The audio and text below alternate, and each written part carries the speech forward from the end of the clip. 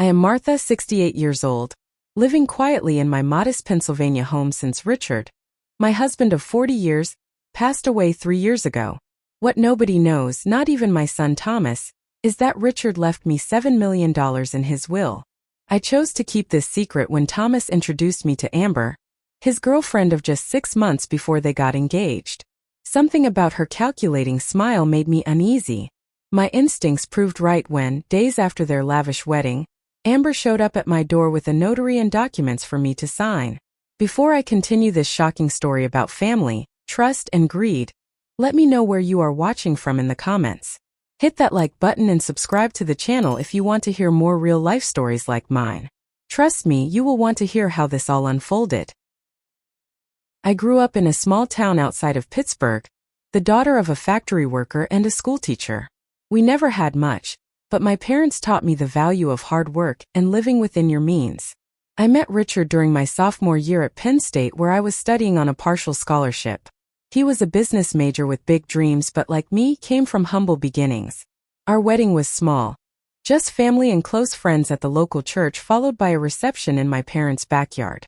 We started our married life in a tiny one-bedroom apartment, pinching pennies while Richard worked entry-level at a local bank, and I taught at an elementary school.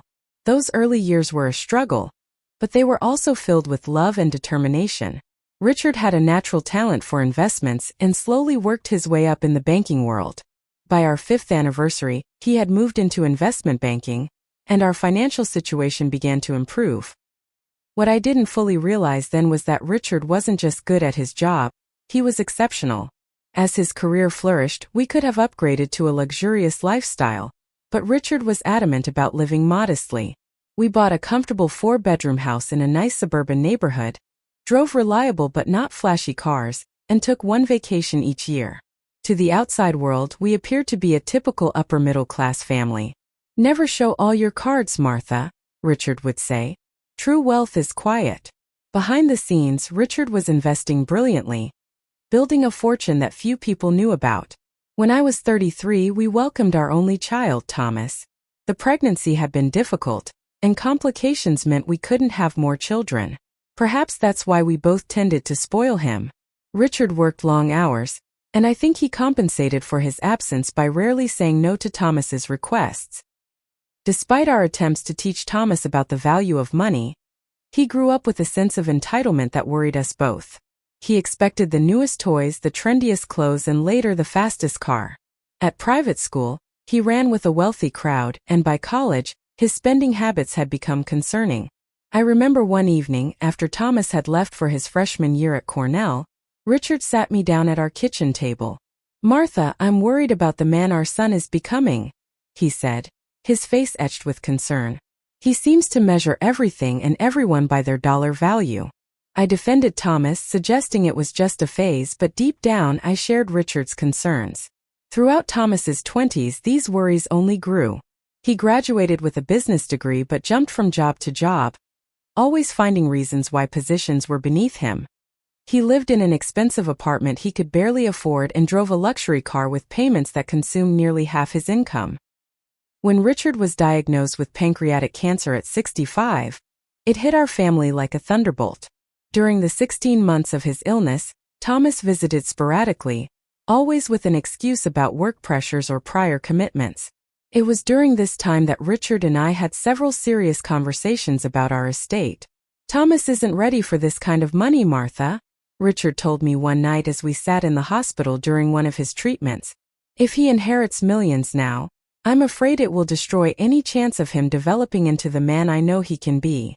We consulted with our estate attorney and made the difficult decision. The bulk of our estate, nearly $7 million, would go to me. Thomas would receive a trust fund of $300,000 with structured disbursements. Richard also left a letter for Thomas explaining his decision and expressing hope that Thomas would grow to understand it. After Richard passed, the reading of the will was tense. Thomas couldn't hide his shock and disappointment at what he considered a meager inheritance. He barely spoke to me at the funeral reception and left early, without helping me thank the guests as we had planned.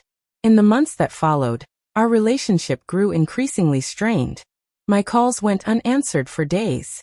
When Thomas did visit, Our conversations were superficial, and he always seemed in a hurry to leave.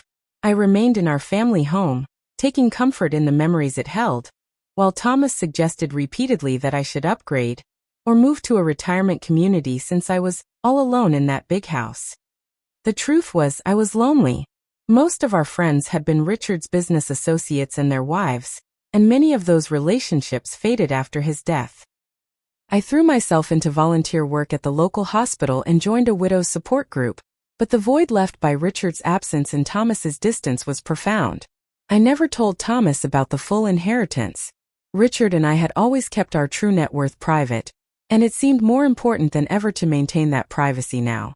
I lived comfortably but modestly on my teacher's pension and small withdrawals from the inheritance, following Richard's example of quiet wealth. Many nights I sat in Richard's study, looking at our family photos and wondering if we had made the right decision. Had we spoiled Thomas too much, or not shown him enough affection? Had Richard's long work hours left a void that Thomas filled with material possessions? Whatever the reasons, I desperately wanted to rebuild our relationship, and hoped that time would heal the rift between us. It was about a year after Richard's death when I convinced Thomas to attend a charity gala benefiting cancer research. I was on the organizing committee and had purchased an extra ticket, hoping it might give us a chance to spend some quality time together. Thomas arrived late and left early, but not before meeting Amber Jackson, a volunteer with the foundation who was helping coordinate the silent auction. When Thomas called me the next day to tell me about her, it was the longest conversation we'd had in months. Amber was 29, 7 years younger than Thomas, with a business degree from UCLA. She had moved to Pennsylvania 2 years earlier and worked in pharmaceutical sales. According to Thomas, she came from a good family in California, her father a surgeon and her mother a boutique owner. I first met Amber at a dinner Thomas arranged at his apartment. She was undeniably beautiful, with perfectly highlighted blonde hair, an athletic figure, and a dazzling smile. She was polite and attentive, asking me questions about my teaching career and my volunteer work. Yet something about her felt rehearsed, calculated even. When Thomas left the room to take a call, her eyes casually but deliberately scanned the apartment, seeming to take inventory of everything. Their relationship progressed at whirlwind speed. Within 3 months, they were inseparable. By month 4, Amber had practically moved into Thomas's apartment. And just before their 6-month anniversary, Thomas called to announce they were engaged. "Don't you think this is a bit rushed?" I asked carefully, trying to hide my concern. "When you know, Mom," he replied with an edge to his voice. "Dad would have been happy for me." I bit my tongue, unsure if Richard would have shared Thomas's certainty. As wedding plans began, Amber became increasingly interested in family matters. During one lunch, just the two of us, her questions took a troubling turn. "Thomas mentioned some family heirlooms," she said casually, stirring her iced tea. "He thinks his grandmother's jewelry might still be in your safe deposit box?" I was taken aback, as I had never discussed my mother's modest jewelry collection with Thomas. "There are a few pieces," I replied cautiously. "Nothing particularly valuable, but sentimental to me." "Well, Thomas thought I might wear something of his grandmother's at the wedding," she pressed. "A connection to his past, you know?" That evening, I called Thomas to ask about this conversation. He seemed confused at first, then defensive. "Amber just wants to honor our family, Mom. Why are you being so difficult about this?" This pattern continued over the following months. Amber inquired about Richard's business holdings, property investments, and even asked if there was a family vacation home she didn't know about. Each time I deflected these questions, I noticed her charm would momentarily slip, revealing a flash of calculation before her smile returned. I tried to get to know Amber better, inviting her to lunch and even offering to help with wedding plans. During a shopping trip for wedding decorations, she made several comments about my lifestyle. "This is such a quaint little car, Martha," she said, settling into the passenger seat of my 5-year-old Toyota. "I would have thought Richard would have wanted you to have something safer, more comfortable at your age." Another time, while dropping off some wedding sample materials at my house, she looked around with barely concealed disappointment.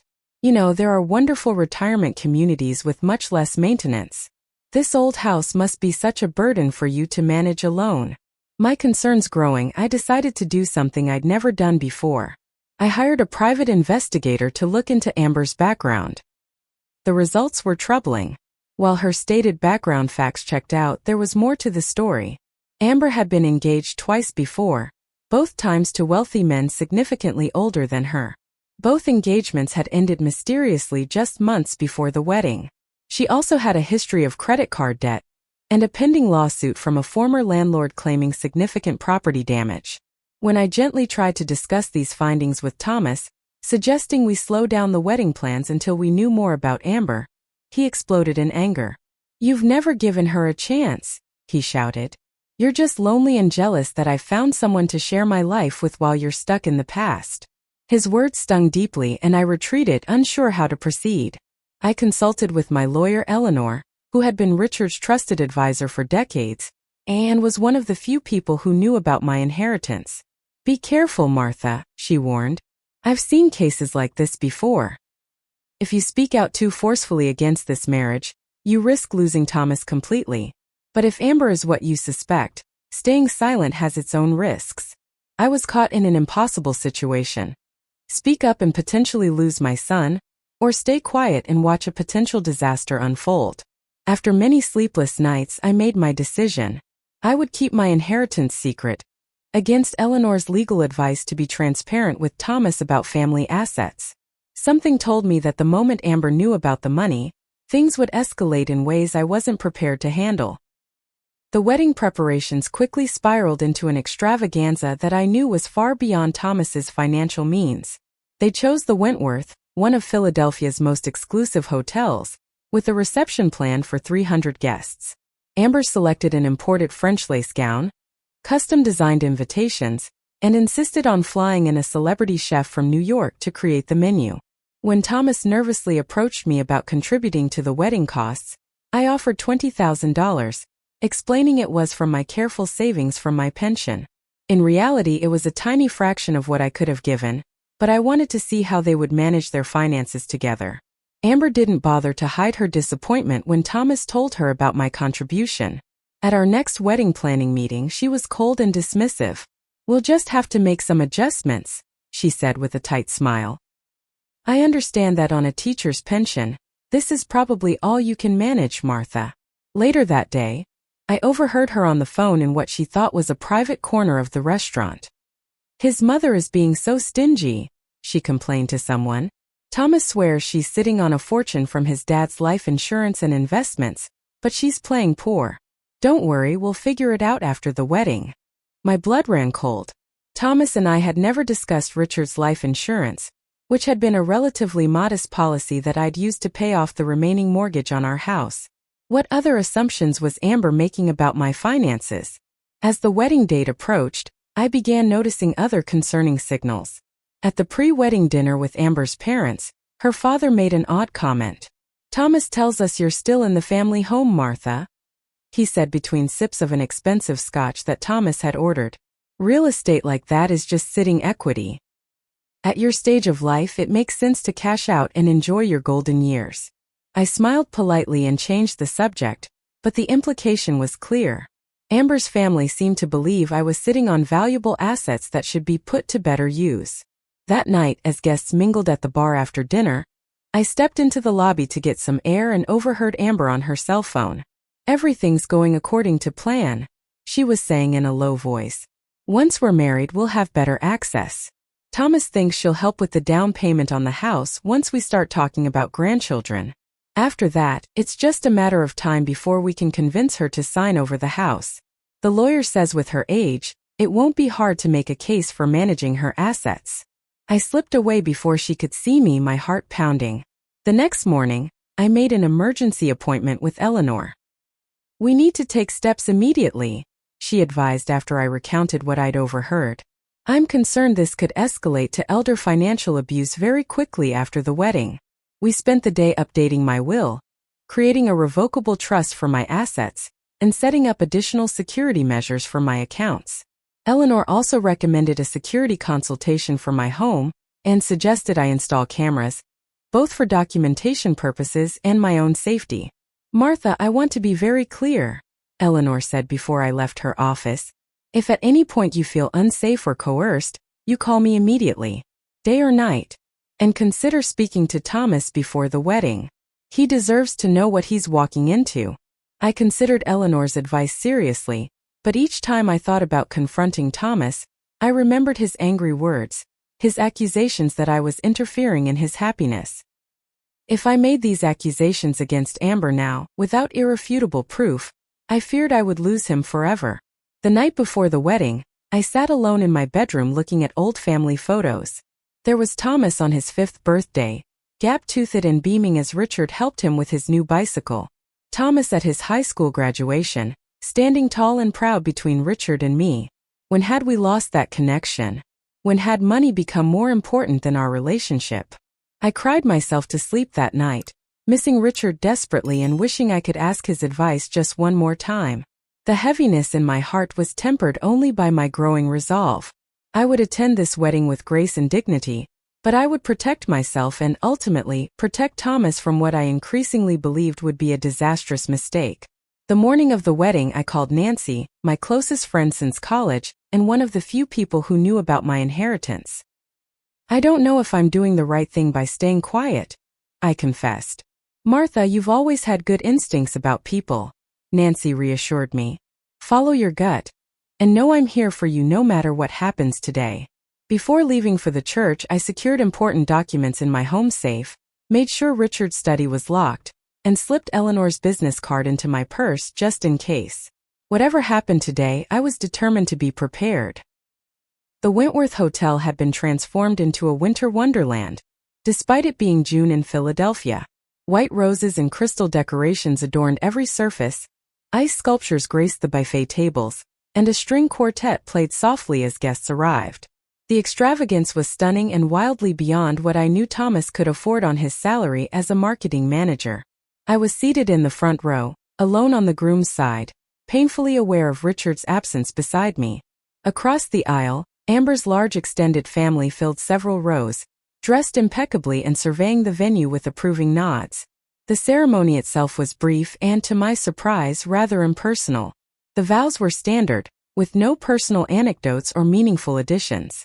Thomas looked handsome in his tuxedo but also nervous, his forehead beaded with sweat despite the air conditioning.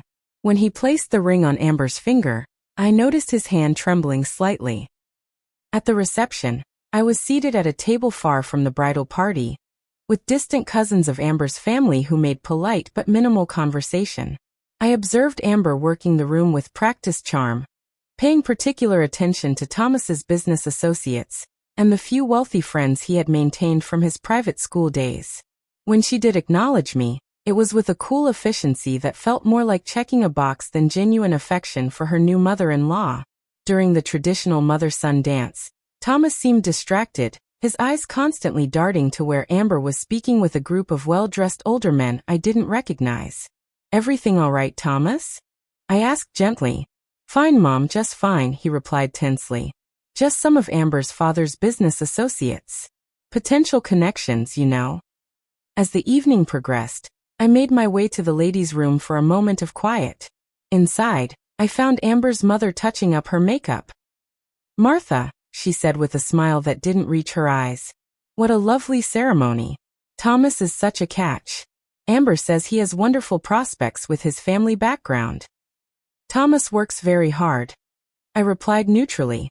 "Oh, of course. But you know how it is with family businesses and inheritances.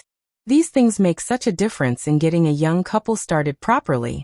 Amber has always had the finest things, and as parents, we want to make sure she maintains that lifestyle." She paused, giving me a pointed look. "Family obligations are so important, don't you think?" I smiled politely and excused myself, my suspicions growing stronger by the minute.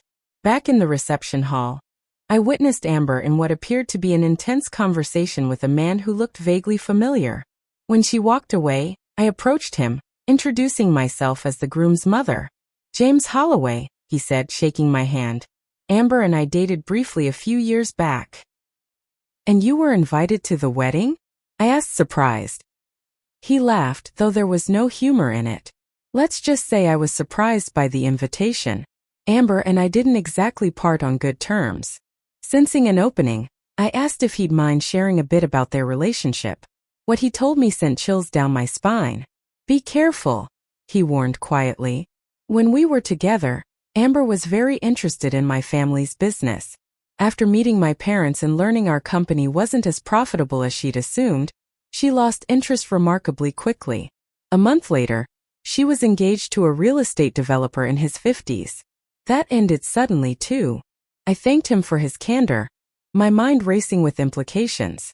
As I turned to leave, he touched my arm gently. "Watch your finances," he said, "and anything you value." Later, during the cake cutting, I noticed Amber whispering something to Thomas that made him look in my direction with a frown. Minutes later, I caught her rifling through my purse at the table. "Oh, Martha," she exclaimed when I approached. "I was just looking for some tissues.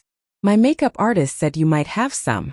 I nodded, pretending to accept her flimsy excuse, though I was certain I had seen her looking through my wallet. During Thomas's speech, he thanked Amber's parents profusely for their generous contribution to the wedding, mentioned various friends who had traveled to attend, and spoke at length about his new business prospects. My name was mentioned only in passing, with no acknowledgement of my role in his life or my contribution to the wedding. As the reception wound down, Amber's friends gathered around her, champagne flowing freely. "So when are you renovating that old family home?" one of them asked loudly enough for me to overhear. "Soon," Amber replied with a secretive smile. "There are just a few details to work out first." I maintained a gracious facade throughout the evening, congratulating the couple, thanking guests for coming, and never letting on that my heart was breaking at what I was witnessing. When I finally left, neither Thomas nor Amber noticed my departure, too engrossed in conversation with a group of Amber's father's associates. The drive home was lonely, my thoughts tumbling over one another as I tried to make sense of everything I had seen and heard. At home, I double-checked all the locks, then called Nancy. "It was worse than I imagined," I told her, finally letting my tears flow. "They're already making plans for my house, Nancy. My home, where Richard and I raised Thomas." "What are you going to do?" she asked. "What Richard would have wanted me to do," I replied, a new resolve strengthening my voice. "Protect myself and, ultimately, protect Thomas from his own mistake." The next morning, I called Eleanor and asked her to prepare documents transferring my house to the trust we had established, effective immediately. I spent the rest of the day securing valuable items, changing passwords on all my accounts, and making copies of important documents. I also called a security company to install cameras, explaining that as a widow living alone, I was concerned about safety. That night, I had a strong intuition that things would come to a head soon. Thomas and Amber were scheduled to leave for a 2-week honeymoon in the Maldives the next day. My guess was that they would make their move either just before leaving or immediately upon their return, when they thought I would be off guard. I went to bed that night feeling both sad and strangely empowered. For the first time since Richard's death, I felt like I was taking control of my life, rather than just reacting to loss. Whatever happened next, I would be ready. Just 4 days after the wedding, Thomas called to say they had cut their honeymoon short due to Amber not adjusting well to the climate. They were back in Philadelphia and wanted to visit me the next day. I agreed, while immediately calling Eleanor to update her on this unexpected development. "Be careful, Martha," she cautioned. "Record any conversations if you can, and don't sign anything without me reviewing it first." Thomas and Amber arrived bearing expensive gifts, a stark contrast to their usual visits. Amber had brought a handmade ceramic vase from a local artist I had once mentioned admiring, while Thomas presented me with a cashmere sweater from a boutique I could never have afforded on my supposed budget. "The honeymoon was just too humid," Amber explained with a dramatic sigh. "And really, we were more excited to get back and start our life together. There's so much to do." Throughout lunch, Amber was unusually attentive, serving me first and insisting I take the most comfortable chair. The conversation flowed smoothly until Amber carefully steered it toward family history. "Thomas has told me so many wonderful stories about Richard," she said, her eyes wide with practiced interest. "He was so successful in investment banking, wasn't he? Thomas mentioned he had quite a portfolio of investments." "Richard was very private about financial matters," I replied truthfully. Even I wasn't involved in many of his business decisions.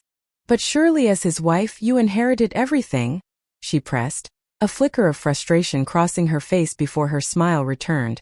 Before I could respond, Thomas jumped in. Mom, we've been thinking. This house is so big for just one person. There's a lovely retirement community, Sunset Gardens, that has activities, dining options, and medical care on site. For my age, you mean? I asked mildly. For your situation, Amber corrected smoothly. Living alone can be so isolating. We worry about you. That's very thoughtful, I said, watching Amber's expression carefully. But I'm quite comfortable here. This home holds so many memories. Speaking of homes, Thomas interjected, Amber and I have been pre-approved for a mortgage on a house in Westlake Estates. It's perfect, Mom. But the down payment is steeper than we expected. How wonderful, I replied. Westlake is quite upscale, isn't it?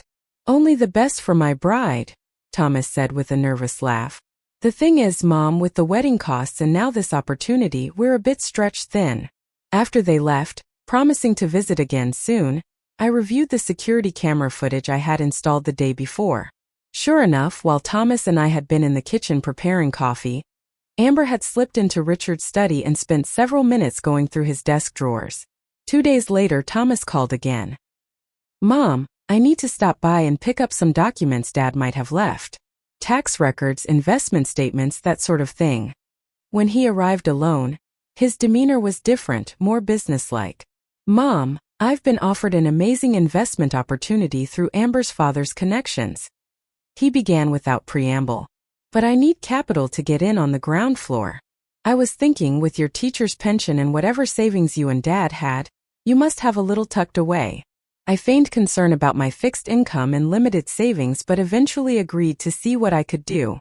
I wrote him a check for $5,000, a sum that would seem substantial to someone who believed I was living on a pension, but would not significantly impact my actual finances. Thomas seemed disappointed but accepted the check.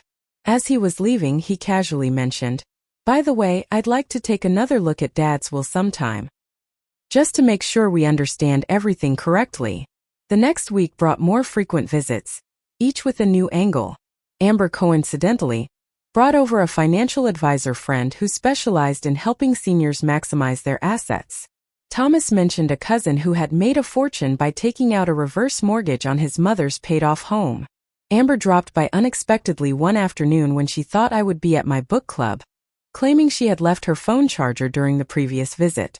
Following Eleanor's advice, I documented everything, saved every voicemail, and made notes immediately after each interaction. The cameras captured Amber searching through my mail when she thought I was upstairs and Thomas taking photos of some personal documents I had deliberately left visible but incomplete. Then came the call from my bank. Someone had attempted to access my account information using my social security number and birth date, but had been stopped by the additional security questions we had put in place. When I checked my credit report as Eleanor had advised, I discovered multiple credit inquiries from various financial institutions. They're fishing for information, Eleanor confirmed during our weekly call, trying to build a complete picture of your finances. Martha, I don't want to alarm you, but I've seen cases like this escalate quickly. Elder financial abuse often begins with these kinds of information gathering exercises, before moving to more direct pressure. I knew she was right. The friendly visits had already begun to take on a more insistent tone. Thomas had started mentioning his financial stress more frequently, noting pointedly how Dad would have wanted to help with this opportunity. Amber's previously subtle digs about my modest lifestyle had become more direct, with comments about how sad it was to see me struggling when I should be enjoying retirement. I steeled myself for what I sensed would be their next move. It came sooner than expected. It was a Tuesday morning just 10 days after the wedding. I was enjoying my coffee and reading when the doorbell rang unexpectedly.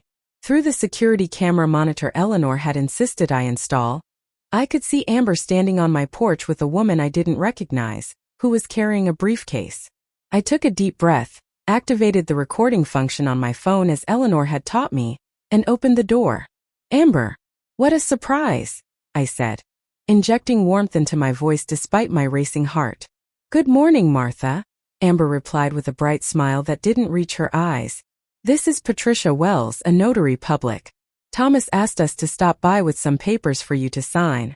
May we come in?" I hesitated just long enough to make them slightly uncomfortable before stepping aside. "Of course.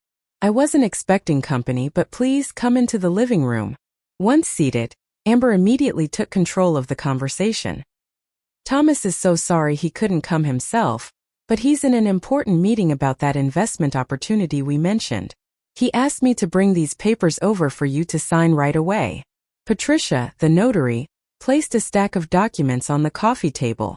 I noted she seemed slightly uncomfortable, avoiding direct eye contact. "What exactly am I signing?" I asked, picking up the first page and putting on my reading glasses with deliberate slowness. "Just some family paperwork. Thomas needs to secure that investment," Amber said dismissively. "It's all standard stuff. You know how these financial things are, lots of signatures needed." I began reading through the document carefully, ignoring Amber's increasingly impatient sighs. What I found confirmed my worst fears. It was a durable power of attorney form that would grant Thomas, and by extension Amber, complete control over all my financial decisions and assets. "This is quite comprehensive," I said mildly, continuing to turn pages slowly. "It gives Thomas control over all my financial affairs." "Well, yes," Amber said with forced brightness. "Thomas thought it would be easier for everyone if he could just handle all the complicated financial stuff for you. At your age, these matters can be so confusing." "I see," I replied, continuing to read. "And this section about real estate would allow Thomas to sell my home without further consultation?" Amber shifted uncomfortably. "That's just standard language. Thomas would never do anything you didn't want, of course. But having the flexibility helps with financial planning." "I should probably call Thomas to discuss this," I said, reaching for my phone. Amber's hand shot out, covering mine. "He's in meetings all day." "Really, Martha, he was quite clear that this needs to be signed today. The investment opportunity has a deadline. Still, for something this important." "Martha," Amber's tone sharpened noticeably. "Thomas has been very patient, but frankly, it's time you contributed properly to his future. Your stubbornness about holding onto this house and whatever savings you have is becoming ridiculous." The notary, Patricia, looked up in surprise at Amber's sudden change in tone. I blinked, feigning confusion and fragility. "I don't understand, dear. Thomas never mentioned any problems with how I'm managing my affairs." "Because he's too nice to confront you," Amber snapped, her mask slipping further. "But I'm not. This family has money. Money that Thomas deserves as Richard's son. Your teacher's pension is fine for your basic needs, but that's not all there is it?" I widened my eyes, playing confused. "What do you mean?" "Stop playing dumb, Martha," Amber said, leaning forward aggressively. "The life insurance, the investments, the retirement accounts. We know Richard left everything to you, and you're hoarding it while Thomas struggles." "Ms. Jackson," the notary interjected uneasily. "Perhaps we should reschedule this when Mr. Harrison can be present." "No," Amber said firmly. "Martha is perfectly competent to sign these papers now. Aren't you, Martha?" I sat back in my chair, dropping the confused act. "You're right about one thing, Amber. I am perfectly competent." I picked up my phone and pressed a few buttons. "I'm going to call Thomas now, but I'm going to use the speakerphone so we can all hear the conversation." Before Amber could object, I had dialed, but instead of calling Thomas, I called Eleanor, who answered immediately. "Eleanor Jenkins speaking." "Eleanor, it's Martha Harrison. I have my daughter-in-law Amber here with the notary. They've brought a durable power of attorney document for me to sign immediately. Amber says Thomas sent them." There was a brief pause before Eleanor's professional voice came through clearly. "Martha, do not sign anything. I'm your attorney of record, and I have no knowledge of this document. Has the notary verified your identity? Has she explained the legal implications of what you're being asked to sign?" The notary, Patricia, had gone pale. "I was told this was a routine family document that the signatory was expecting," she said, standing up and gathering her materials. "I'm not comfortable proceeding under these circumstances." Amber's face contorted with fury. "Sit down," she hissed at Patricia. "This is a family matter. Actually, it's a legal matter. I corrected calmly. And potentially a criminal one. If you're attempting to gain control of my assets through coercion or misrepresentation. You've been difficult from day one, Amber spat, abandoning all pretense. Thomas told me his father was wealthy, that there would be an inheritance, a family home, investments. Where is it? What have you done with it all? That's none of your business, Amber, I said firmly. And I suspect it's not what Thomas told you at all. I think you assumed there was money based on your own research, and you've been manipulating my son from the beginning. You're just a selfish old woman, Amber said, standing up and gathering her purse. Sitting in this house alone, while your son could use that money to build a real future. What kind of mother does that? The kind who protects her son from people like you, I replied steadily. Patricia the notary was already at the door, clearly eager to escape the situation. Amber followed, pausing in the doorway to deliver a final threat. This isn't over, Martha. Thomas will hear about your behavior today, and he won't be pleased. You'll regret this. There are other ways to handle stubborn old women who can't manage their affairs. After they left, I sat down, my hands shaking despite my outward composure during the confrontation. I called Eleanor back immediately to report what had happened. You handled that perfectly, Martha, she assured me. The recording you made will be invaluable if this escalates further. I'm going to file for a temporary restraining order today, just to be safe.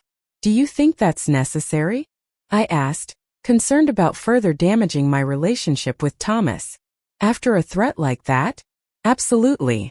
Martha, this is no longer just about money. I'm concerned for your safety. I spent the rest of the day updating my security system, adding cameras to cover all entrances to my home, and calling a locksmith to change the locks. That evening, I wrote a long email to Thomas, explaining exactly what had happened with Amber and the notary, and attaching the audio recording.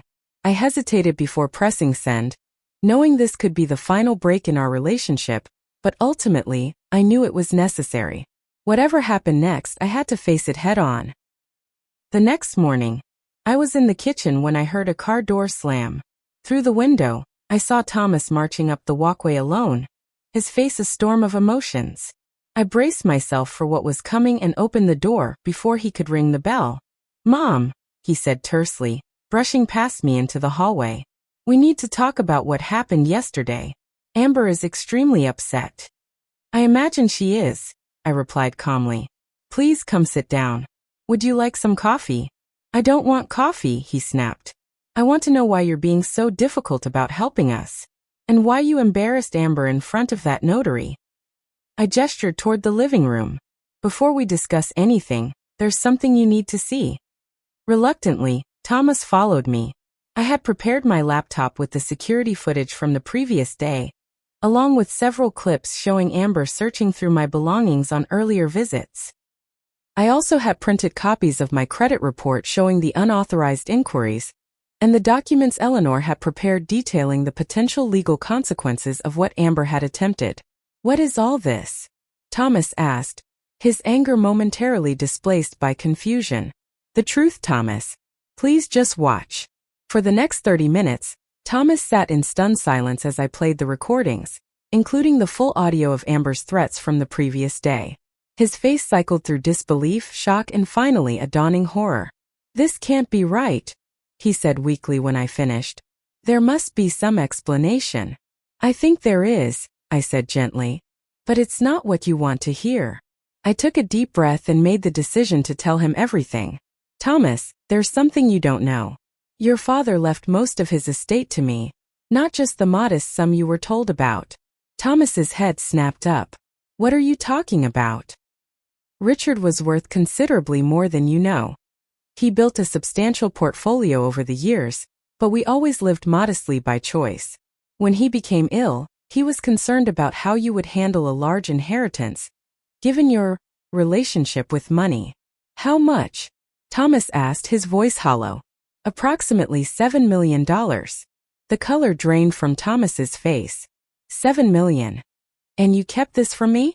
All this time I've been struggling to make ends meet, to impress Amber's family, to give her the wedding she wanted, and you were sitting on millions.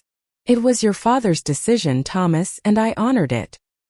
He left you the trust fund and a letter explaining his reasoning. What letter? I never got any letter. I went to my safe and retrieved the envelope Richard had left for Thomas. I had kept it all this time, hoping for the right moment to share it. Here. He wanted you to have this when you were ready to understand it. Thomas's hand shook as he opened the envelope and began to read his father's final words to him. As he read, tears began to stream down his face. When he finished, he sat in silence for several minutes, the letter clutched in his hands. He was right, Thomas finally whispered. About everything. About me. About the money. The dam broke then, and Thomas began to sob deep, wrenching cries that seemed to come from the depths of his soul. I moved to sit beside him, placing my hand on his back as I had when he was a child. I've made such a mess of everything, Mom, he choked out between sobs. The debts, the lifestyle I couldn't afford, and Amber. Oh God, Amber. Tell me, I said simply. And he did. How he'd met Amber and been dazzled by her beauty and connections. How she'd talked constantly about the lifestyle they would have together. How the wedding expenses had spiraled out of control, with Amber insisting that appearances were crucial for their future social standing. How he'd maxed out credit cards and taken loans he couldn't repay to maintain the facade of wealth he thought would keep her interested. She started asking about Dad's money almost immediately, Thomas admitted. I may have exaggerated our family's wealth to impress her. When she found out about the trust fund, she was disappointed but said she was sure there was more. She kept suggesting you were hiding the real inheritance. And you believed her? I asked softly. I wanted to believe her, Thomas admitted. It was easier than admitting I'd been living beyond my means for years. Easier than facing that I might have chosen someone who valued money more than me. Thomas looked down at the letter again. Dad saw it all. He knew I wasn't ready. And now I've married someone who only wanted me for money I don't even have. What will you do now? I asked. Thomas straightened his shoulders slightly. I need to face this. Talk to Amber. See if there's anything real between us without the promise of wealth. He paused. Though after what I've seen today, I don't have much hope. When Thomas left my house that afternoon, he was a different man than when he had arrived. Humbled, certainly, but also more clear-headed than I had seen him in years. He promised to call me after speaking with Amber. That call came just 3 hours later. Thomas's voice was tight with anger and pain. She's gone, Mom. Cleared out our joint checking account and took most of her things. Left a note saying she didn't sign up for this life, and that I had misrepresented my situation to her. I'm so sorry, Thomas, I said, my heart breaking for his pain even as I felt relief that Amber was out of our lives. Don't be, he replied with surprising steadiness. It's better to know now than years down the road with children involved. He paused. Mom, I need to apologize to you. For everything. For how I've behaved since Dad died. For bringing Amber into our lives. For not being the son you and Dad deserved. You are exactly the son we love, I told him firmly. You've made mistakes. We all have. What matters is what you do now. In the weeks that followed, Thomas began the painful process of rebuilding his life. He filed for divorce, moved out of the expensive apartment he couldn't afford, and for the first time made a realistic budget based on his actual income. He also began seeing a therapist to work through his relationship with money and the emotional fallout of Amber's betrayal. I could have easily paid off Thomas's debts and set him up in a new place, but after much thought and consultation with Eleanor, I decided that wouldn't serve him in the long run. Instead, I offered emotional support and practical advice as he navigated the consequences of his choices. It was difficult to watch him struggle, but I knew Richard would have approved of this approach. 3 months after the notary incident, I did make one significant financial decision. I established the Richard Harrison Education Foundation with $2 million from my inheritance. The foundation would provide scholarships for underprivileged students and financial literacy programs for young adults, causes Richard had always supported quietly during his lifetime. I asked Thomas to serve on the foundation's board, not as a paid position, but as a way to connect with his father's legacy and values. To my delight, he embraced the opportunity with genuine enthusiasm. Dad would have loved this, he said during our first board meeting. using the money to help others while teaching them to help themselves. 6 months after the wedding, Thomas was living in a small but comfortable apartment, faithfully following his debt repayment plan and regularly attending financial counseling sessions. We had dinner together at least once a week, rebuilding our relationship on a foundation of honesty that had been missing for too long. Amber's divorce filing cited irreconcilable differences and, surprisingly, made no claims on any potential inheritance or family assets. Eleanor suspected that after the notary incident and the evidence we had gathered, Amber's lawyer had advised her to walk away cleanly rather than risk exposure or potential legal consequences. As for me, I continued to live in our family home, though I did make a few modest updates that I'd been putting off.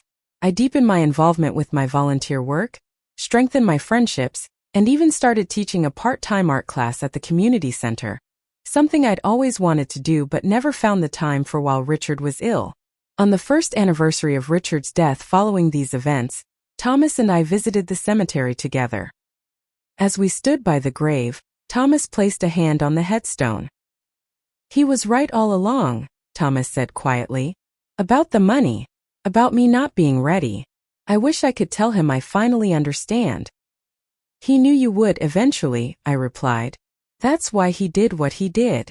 Not to punish you, but because he believed in the man you could become." That evening, Thomas and I worked together on plans for the Foundation's first major fundraising event. As we sat at my dining room table, surrounded by papers and sharing ideas, I felt Richard's presence strongly, as if he were nodding in approval at the scene before him. The journey had been painful, but the lessons learned were invaluable. By protecting my financial security, I had ultimately been able to help Thomas in ways that mattered more than money ever could. And by facing the truth about himself and his choices, Thomas had finally begun to become the man Richard and I had always known he could be. Life is full of difficult choices, especially when it comes to family. Sometimes the most loving thing you can do is not what seems kindest in the moment, but what serves the greater good in the long run. That was Richard's last gift to us both, and I would be forever grateful for his wisdom. What would you have done in my situation? Would you have told your child about their inheritance earlier? Or did I make the right choice by waiting? Let me know your thoughts in the comments. If this story touched you, please like, subscribe, and share it with someone who might need to hear it. Remember, true wealth isn't measured in dollars, but in the strength of our character and relationships. Thank you for listening to my story.